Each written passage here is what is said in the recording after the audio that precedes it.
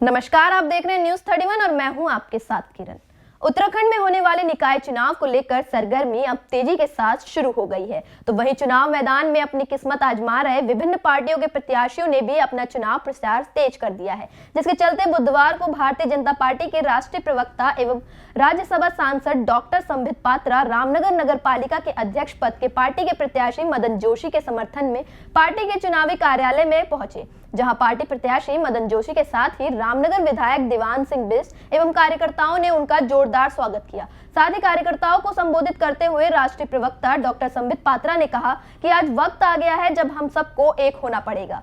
आगे उन्होंने कहा कि ये मौका ऐसा है कि यदि इस बार हम चूक गए तो भविष्य में फिर ये मौका हाथ नहीं आएगा। उन्होंने कहा कि आज कार्यकर्ताओं की जिम्मेदारी है कि वो पार्टी प्रत्याशी के पक्ष में आपसी मनमुटाव भुलाकर प्रत्याशी को जिताने में अपनी महत्वपूर्ण भूमिका निभाएं। उन्होंने कहा कि यदि रामनगर में नगर पालिका अध्यक्ष की कुर्सी पर भाजपा की जीत होगी तो रामनगर में ट्रिपल इंजन की सरकार बनेगी और केंद्र तथा राज्य सरकार की योजनाओं का लाभ भी मिलेगा, जिससे रामनगर शहर का चौमुखी विकास होगा। वहीं प्रत्याशी मदन जोशी ने कहा कि कांग्रेस में आपसी गुटबाजी के बाद इस चुनाव में भाजपा की राह आसान हो गई है, लेकिन कार्यकर्ताओं को कड़ी मेहनत करनी पड़ेगी। निश्चित तौर पर इस बार कार्यकर्ताओं की मेहनत और जनता के आशीर्वाद से नगर पालिका में कमल खिलेगा और चुनाव जीतने के बाद नगर पालिका को भ्रष्टाचार मुक्त करने के साथ ही रामनगर की तस्वीर और तकदीर बदलने का काम किया जाएगा।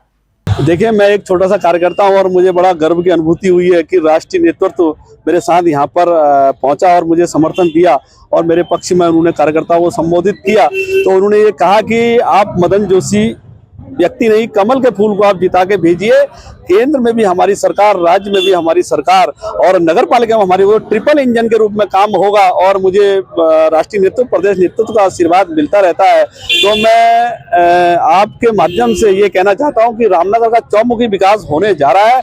और उन्होंने एक बात कही कि उन्होंने एक बात कही कि एक रहेंगे तो सेफ रहेंगे का नारा दिया, लेकिन उसमें गरीब हो। धर्म का मतलब ये नहीं, चाहे गरीब हो और रोजगार को लेकर बात हो, सभी की उन्होंने बात की है। तो उसको लेकर हम मैदान में उतरे और इस बार उन्होंने कहा है कि हम नगर पालिका में हम जीतने जा रहे हैं और इस बार नगर पालिका चुनाव जीतकर हम जो यहाँ भ्रष्टाचार मुक्त नगर पालिका देंगे, विकास कार्य करेंगे। हमने पूरी रूपरेखा योजना बना रखी है, कैसे हम इसे पर्यटन नगरी बनाएंगे, पर्यटक यहाँ पर रुकेंगे, होम स्टे बनेंगे, अच्छे रेस्ता और होटल बनेंगे और रोड की व्यवस्था अच्छी होगी, जाम मुक्त शहर होगा और यहाँ का जो सड़क, लाइटें और सफाई व्यवस्था सब दुरुस्त होंगी।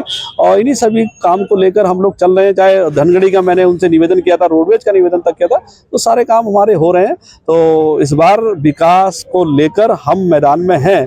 बाकी जो भ्रष्टाचार है उसके खिलाफ कांग्रेस में जो फुटबॉल हुई है तो सबको पता है, तो भारतीय जनता पार्टी रामनगर से भारी बहुमत से जीतने जा रही है।